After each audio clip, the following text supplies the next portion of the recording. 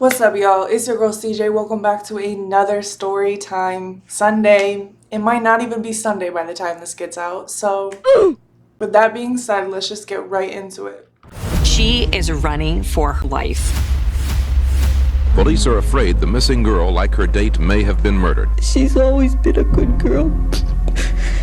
Please don't hurt her. You're walking in a fog. You have no place to turn. Where do you go from there? What's your reaction to all of this now? I'm shocked. The community in Beaver County area, the Allegheny County area, they were living in terror. It's random. It's vicious. There's other victims out there.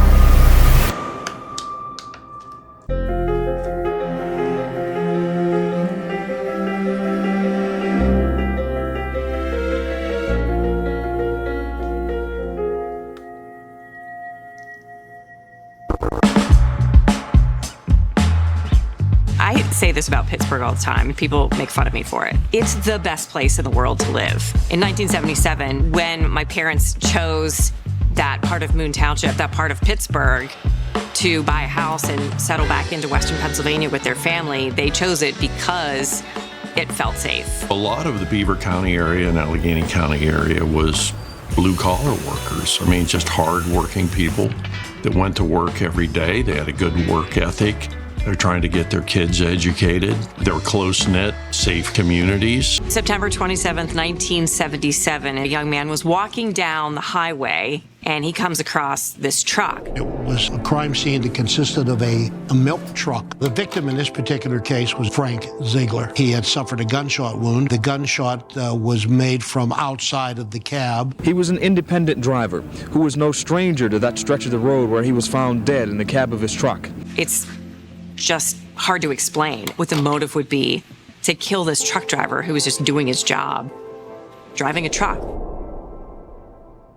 The truck that Frank Ziegler was found dead in was parked on the Ambridge-Warrendale Road between Interstate 79 and Route 19. Interstate 79 cuts all the way from north of Erie, Pennsylvania, and Lake Erie area, all the way south through Morgantown, West Virginia. Now authorities are going over that very truck with a fine-tooth comb, hoping to come up with some clues. In the first days after Frank Ziegler was found, shot and killed, nothing materialized as far as any suspect. His death remains a mystery, but it's one that authorities are trying desperately to solve. Mind you, this was in the 70s, I believe. So they do not have the same resources that they have now. October 2nd, 1977, a young couple, Joseph and Catherine Weinman, announced they were having a garage sale at their home in the Warrendale area, close to the highway. Kathy and Joe, I believe, met coming out of high school. Joseph had been living with paraplegia. He had mobility issues and was confined to a wheelchair. Catherine spent her days as a caregiver for Joseph, her husband, and also their young children. Joe and Catherine Weinman built their ranch-style home 5 years ago. It's one-level design geared to Joe's needs as a veteran confined to a wheelchair. After they had their garage sale, Kathy and Joe were in the house. Kathy was attending to Joe. She's inside caring for him. Their young children sleep in bed, and an intruder comes in. The intruder bludgeoned Joseph Weinman, the husband, while he was being treated on a gurney. Kathy may have ran down the hallway and was confronted near the front door. Joseph Weinman regains consciousness and actually tries to defend himself and his wife and his family. He was trying to get into the cupboard because there was a shotgun or a rifle that he had in that particular location, and the suspect at that point discovered Joe was mobile. What happens after that is simply tragic and heartbreaking.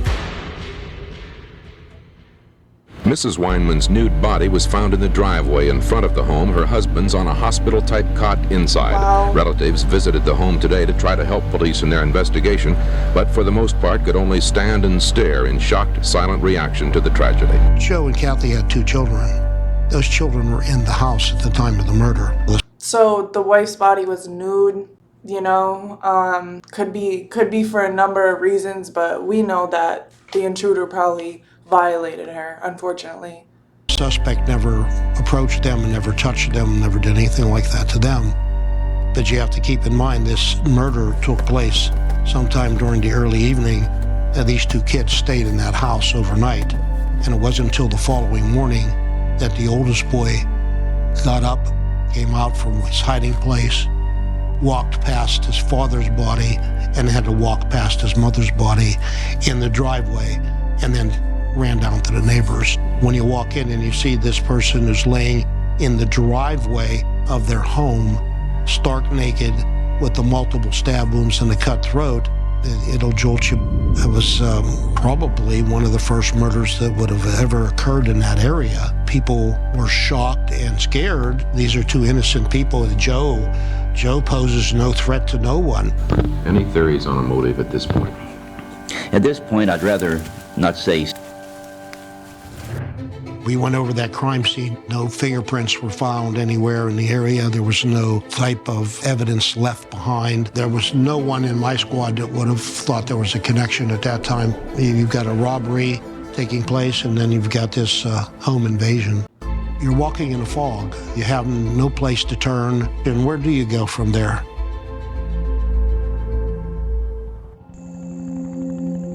October 22nd.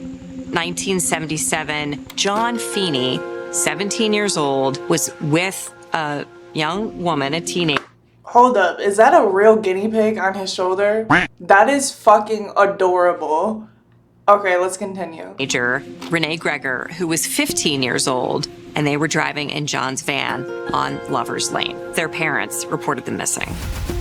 John Feeney's body was recovered in Findlay Township in a van. We were concerned at that time of whatever happened to Renee Greger, being that her body wasn't found at the location where Feeney's body was found. Early this morning, a great organizational effort got underway, an effort by some 300 Boy Scouts and other volunteers to comb 10,000 acres of this Findlay Township area for some clue of the whereabouts of Renee Greger. The purpose of this massive search is to rule out any reasonable doubt that she's not in the area. Police are afraid the missing girl, like her date, may have been murdered. Where is Renee Greger? Where is this 15-year-old? No words can ever describe what a family goes through at a time like this. For John and Darlene Greger, nothing can ease the suffering and horror of not knowing where their daughter is or if she's safe. Renee is such a good girl. She's always been a good girl. Please don't hurt her. Miss Greger's purse and jacket were found in the van. A search of the van so far has turned up no clues as to the killer's identity. People don't want to hear that there possibly is a serial killer running around in Allegheny County. They became quite frightened. And it got to the point where we became concerned. People were buying guns. People were buying big dogs. People were buying alarm systems. People were very suspicious of everything and anything. As they should be.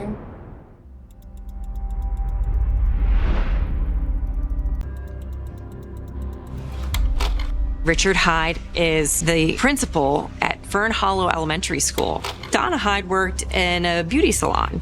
Mrs. Hyde was in the bathroom. Someone had broken through a glass window on the side door. Mr. Hyde may have heard the glass break because he said to the person on the phone, "I've got to get going here, something's going on."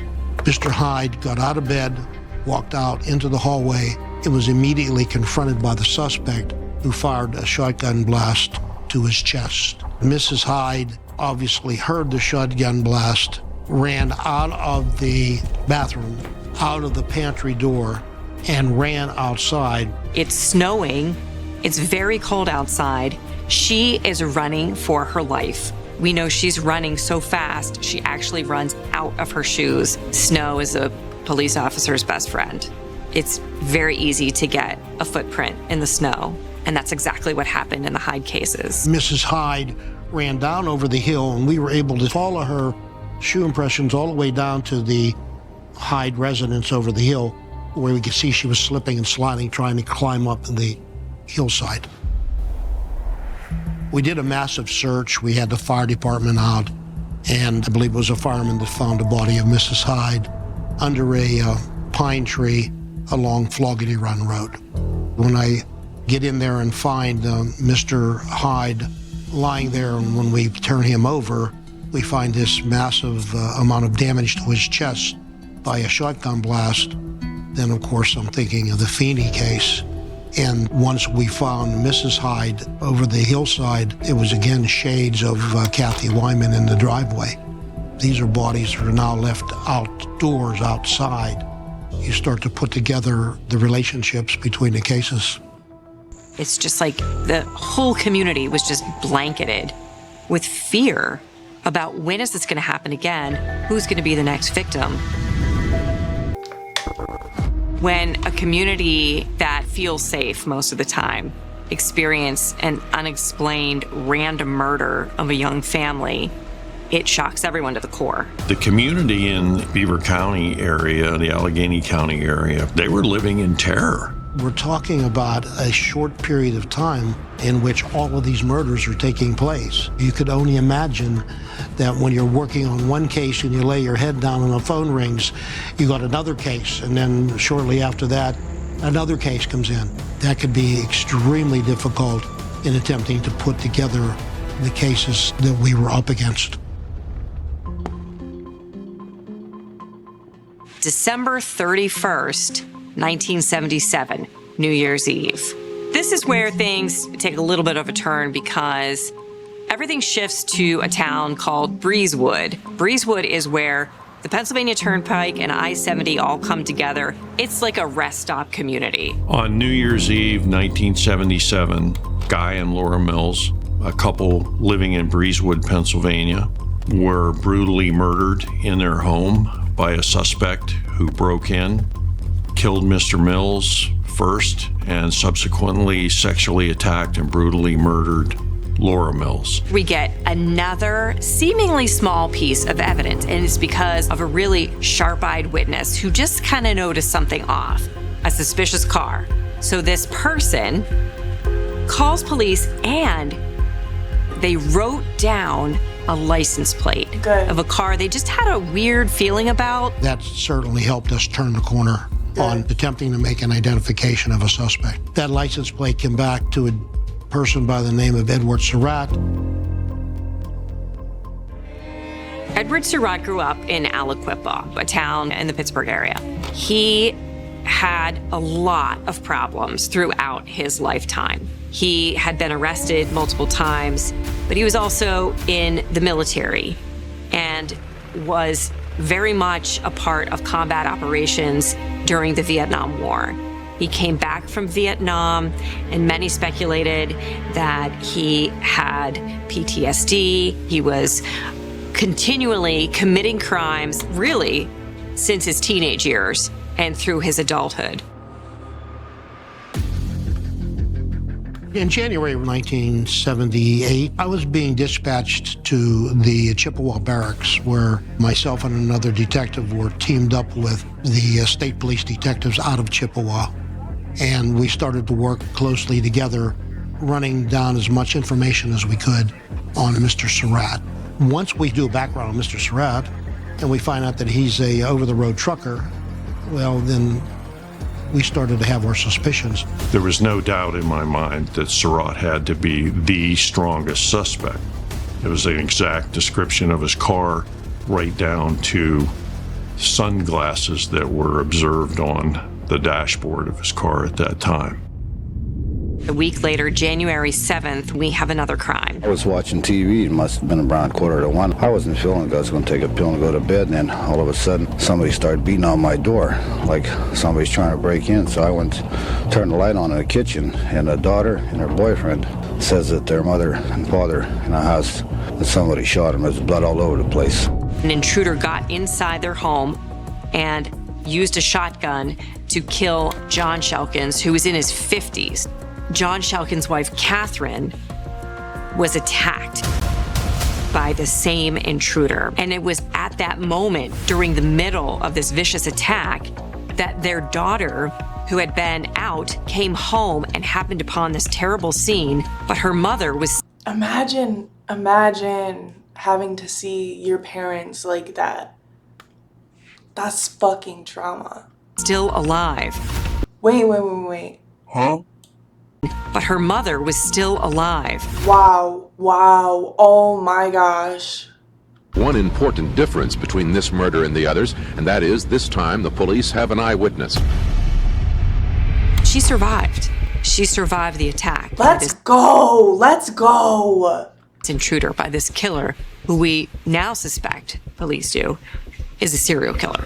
Catherine Shelkins is in fair condition here at Rochester Hospital, where she's being provided with 24-hour-a-day police protection by the Beaver County Sheriff's Department. We have talked to Catherine a couple times, and I have goosebumps. What we're trying to do is correlate her composite with the information received here from people that think that they have an idea who this individual will be. What's your reaction to all of this now? I'm shocked. That's sitting too close to home now. Once that sketch was made public, once it was put out to the media, we were flooded with look-alike leads. It was spring of '78. Some of us were still focused on Surratt. Others were focused on chasing the rest of these leads. My partner and I finally convinced our supervisor that we really needed to try to get off the fence on Surratt. My partner and I drove up to his residence up on top of a hill in Aliquippa. It was out in a pretty isolated area. Had no idea what to expect. We went to his door. He answered. We told him who we were. We told him he was not under arrest, that we were just hoping he might be able to help us with some information on some of the crimes we were working on. We didn't say what crimes, and if he would mind coming down to one of the police departments where we could talk to him. He said that he would come down and talk to us and try to help us. Just give him a couple minutes to put the dog away. So we agreed. He closed the door, and he was gone. Yep. Here's a guy we suspect of killing a lot of people. We confronted Surratt, and he fled. He never answered the door again. We tried contacting him again, absolutely nothing. I was very fearful that because he fled, we were going to see more crimes. Don't you think, I know it's a different time, and maybe they didn't have a lot of evidence pointing to him, just the fact that the car and the license plate number. I feel like they still should have detained him in a way, because that would have made sure he didn't just flee the scene, you know? Instead of giving him a choice to be like, hey, why don't you come down to the police department so we just have a couple questions. In my mind, if I'm a suspect and I know I did these things, he's very calculated. He was like, okay, let me put my dog away. I'll be a couple minutes. And then he just ran out the back. I'm already knowing. He knows they know something, but they don't have enough evidence to link him directly to the killings. But him running away, mwah, chef's kiss, because you are guilty as fuck running away. And it was a matter of weeks. The silence was deafening. The crimes here seemed to stop. But then we learned about South Carolina. It's June of 1978, and there's another attack. Luther Langford and his wife Nell were attacked. They're an older couple, and Luther was beaten to death with a baseball bat. His wife Nell was also... See, there's like a link between him targeting elderly people and younger people, people that are vulnerable as fuck, knowing he can get away with certain shit. Also beaten, but again, she survived. Luther Langford's car is missing. The car was located near a steel plant in Aliquippa. Through the window in the back of the station wagon, you could see a broken baseball bat with what appeared to have blood on it. We were quite sure, again, this was Surratt. He had returned to the area. We were very surprised. We had surveillance on it. And having viewed the broken baseball bat in the back of the car, which in fact turned out to be from the homicide in South Carolina, we found it very doubtful that Surratt would in effect return to part of the crime scene. We just didn't think he would be that reckless to do it, but he did.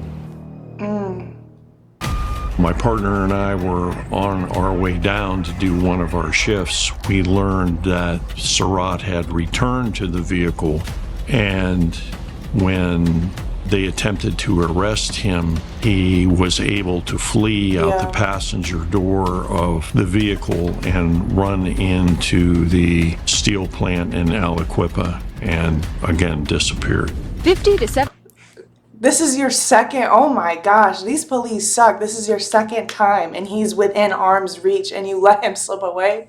They didn't care enough for me. Because me personally, I'm doing everything to take that fucking monster down. 75 police have been conducting an all-out search in Aliquippa for this man, 36-year-old Edward Surratt.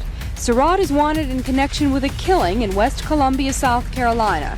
State police tried to apprehend the Aliquippa resident in a stolen car last night, but he fled on foot and was last seen running here at the J&L steel plant in Aliquippa. Police do consider him possibly armed and dangerous. I was very fearful there was going to be more deaths. It's like death followed him, where he followed death. I don't even want to look this picture in the eyes. That's just like demonic. As I started growing out my natural hair color, I noticed my moderate to severe. St. Augustine, Florida. It's a small community. It's old, historical, and mostly quiet. But that quiet was shaken late Sunday night when 36-year-old Edward Surratt allegedly kept 3 people hostage. He was raping the wife in front of... See how this could have been avoided if you had just got him the first fucking time around? The daughter and husband, and then would rape. What?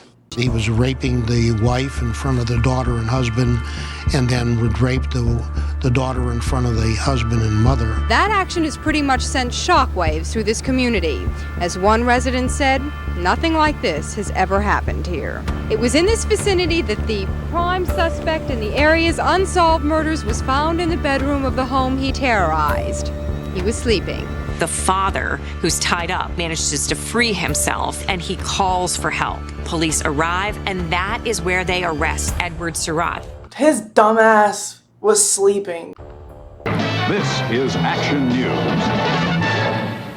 Good evening. Area investigators are heading back home tonight after spending the past 3 days in Florida questioning Edward Surratt. Surratt was captured this past week in Florida. What? He was being so sloppy towards the end. It's almost like he wanted to get caught. And there just was not enough effort. He was sleeping in the home of the victims he violated. And then the other crime scene, he went back to his fucking car. There's no way this man who got away with this for so long was that reckless, and the police just couldn't do it until the very moment he was in his most vulnerable state, which is sleeping. What? Law enforcement officials said that man could possibly have committed a dozen murders in western Pennsylvania. The most important thing in the minds of investigators right now is to keep this man off the street.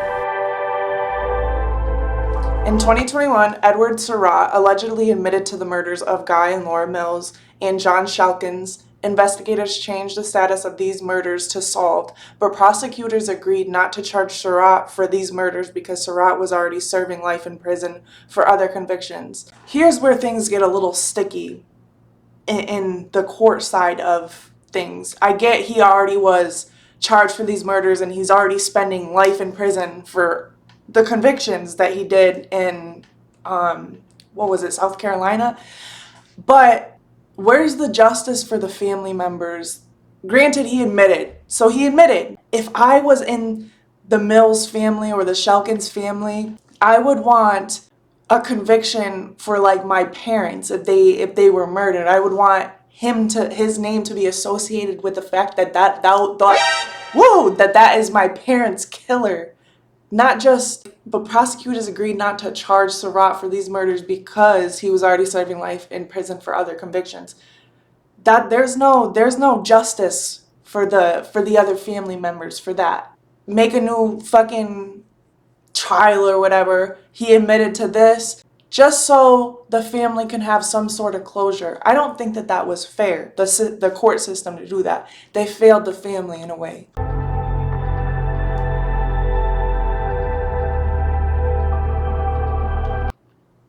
Edward Surratt was found guilty of sexual assault and breaking and entering in Florida. He was also convicted for the murder of Luther Langford in South Carolina. He is currently serving a 200-year sentence in a Florida prison. The cases of John Feeney, Renee Greger, Donna, and Richard Hyde. As of May 2024, no one has been charged in these cases. The first part, amazing, amazing. There's fucking justice there. The second part, that's a damn shame. That's a damn shame. They didn't get any type of justice at all.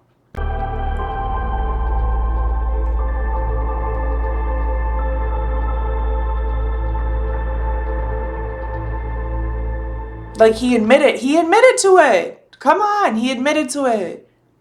Don't just make it seem like it's a cold case.